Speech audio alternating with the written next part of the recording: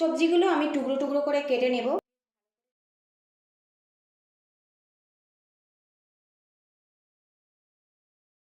চারটে ভাগে ভাগ করে নেব। প্রেসার কুকার নিয়েছি, এর মধ্যে আলু, বেগুন, টমেটোগুলো দিয়ে দেব। এবার এর মধ্যে 1 চামচ পরিমাণে তেল দিয়ে দেব।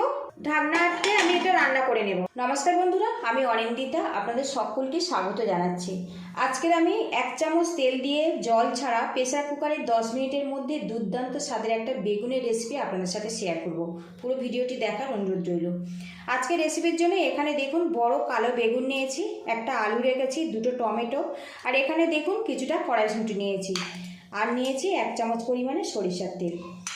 সবজিগুলো আমি টুকরো টুকরো করে কেটে নেব। আর আগে থেকে আলু আর বেগুনটা কিন্তু আমি বেশ ভালো করে ধুয়ে নিয়েছি, আর আলুর গায়ের খোসাটা ছাড়িয়ে নিয়েছি। আপনারা চাইলে কিন্তু আলুর খোসাটা রেখেও দিতে পারেন। আমি এখানে দেখুন আলুটা ছোট ছোট করে টুকরো করে নিয়েছি। টমেটোও কিন্তু 4টে ভাগে ভাগ করে নেব।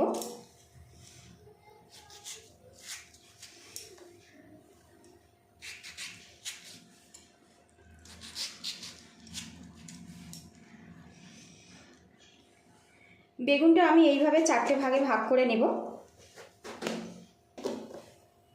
তো দেখুন বেগুনটা কিন্তু একদম পরিষ্কার বেরিয়েছে।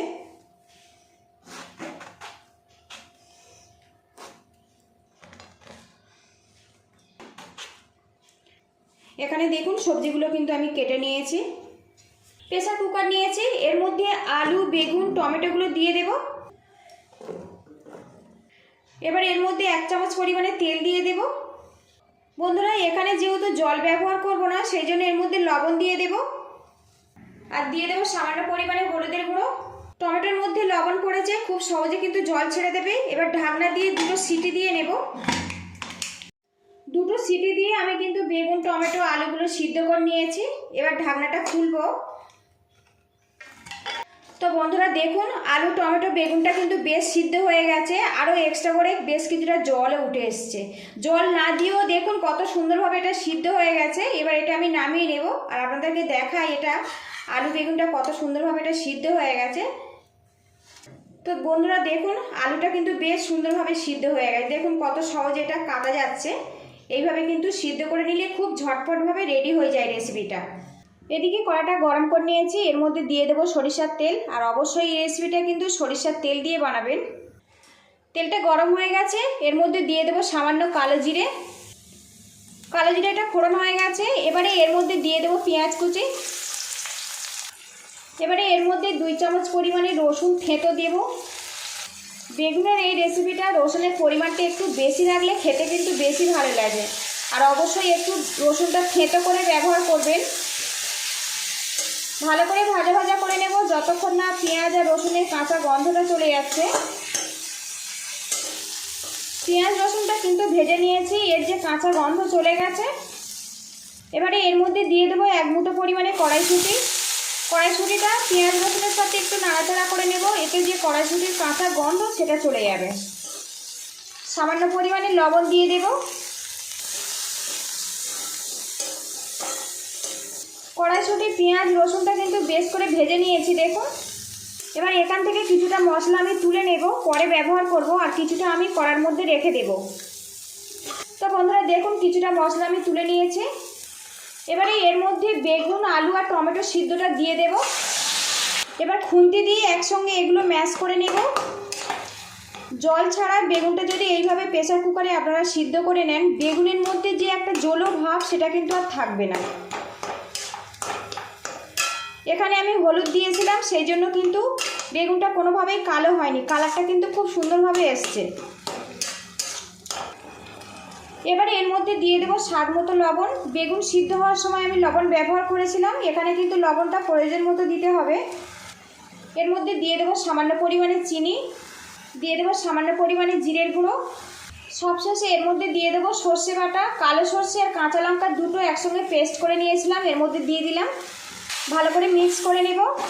আর বন্ধুরা আজকে এই রেসিপিটা হচ্ছে বেগুন আলু টমেটো দিয়ে একদম নতুন স্বাদের ভর্তা রেসিপি। এই রেসিপিটা যদি ভালো লাগে তো একটা লাইক দেওয়ার অনুরোধ রইল। আপনাদের একটা লাইক পরবর্তী নতুন ভিডিও বানাতে কিন্তু অনেকটাই উৎসাহ দেয়। আর চ্যানেলে নতুন হয়ে থাকলে সাবস্ক্রাইব করে পাশে থাকবেন যাতে সামনে এগিয়ে যেতে পারি। আর রেসিপিটা ভালো লাগলে একটু শেয়ার করে দেওয়ার অনুরোধ রইল। আরও কিছুক্ষণ নাড়াচাড়া করে একটু শুকনো শুকনো করে রেডি করে নেব, যেহেতু এটা ভর্তা। এদিকে দেখুন বেশ কিছুক্ষণ নাড়াচাড়া করে নিয়েছি, ভর্তাটা কিন্তু বেশ শুকনো শুকনোভাবে রেডি হয়েছে। এবারে এর মধ্যে দিয়ে দেবো ভেজে রাখা মশলাটা, দিয়ে দেবো বেশ কিছুটা ধনেপাতা কুচি। সবশেষে এখানে দেখুন দুটো লঙ্কা ভেজে নিয়েছি, একটু হাত দিয়ে ছোট ছোট করে দেব, এতেই ভর্তার স্বাদ কিন্তু অনেকটাই বেড়ে যাবে। ভালো করে মিক্স করে একটু নাড়াচাড়া করে নেব। আর বন্ধুরা অনেক সময় আমাদের রান্না করতে ইচ্ছা করে না, কিংবা খুব ঝটপট কোনো রেসিপি বানাতে হবে, খুব ঝটপট কিন্তু জল ছাড়া প্রেসার কুকারের মধ্যে বেগুন টমেটো আলু দিয়ে এইভাবে ভর্তা বানিয়ে একবার দেখতে পারেন। এই রেসিপিটা কিন্তু ভাতের সাথেও ভালো লাগে, রুটি পরোটার সাথেও কিন্তু অসাধারণ হয়। তো দেখুন এই রকমভাবে আমি রেডি করে নেব। গ্যাস লিডটা আমি বন্ধ করে দেব, কারণ খুব বেশি জল শুকালে খেতে ভালো লাগবে না। এই রকম মাখা মাখা করে বানিয়ে নিতে হবে। তো বন্ধুরা ভর্তা তো আপনারা বানিয়েছেন পুড়িয়ে কিংবা সিদ্ধ করে, একবার আমার মতো করে কিন্তু প্রেসার কুকারে জল ছাড়া এইভাবে একবার ট্রাই করে দেখতে পারেন। আশা রাখছি ভালো লাগবে। তো রেডি হয়ে গেছে, পরিবেশনের জন্য এটা রেডি করে নেব, তারপরে দেখা করছি। নতুন স্বাদের বেগুন ভর্তা রেসিপিটা রেডি হয়ে গেছে। যদি ভালো লাগে তো বাড়িতে এইভাবে ট্রাই করবেন, কেমন হয়েছে কমেন্ট বক্সে জানাবেন। একদম নতুন স্বাদের ভর্তা কিন্তু রেডি হয়ে গেছে বন্ধুরা। আপনারা চাইলে কিন্তু সরিষার তেল দিয়ে এটা পরিবেশন করতে পারেন। পুরো ভিডিওটির সঙ্গে থাকার জন্য অসংখ্য ধন্যবাদ। ভালো থাকবেন, সুস্থ থাকবেন, দেখা হবে নেক্সট ভিডিওতে। তো বন্ধুরা দেখুন ভর্তাটা কত সুন্দরভাবে রেডি হয়েছে, কোনো রকম কিন্তু জল জলে ভাব নেই।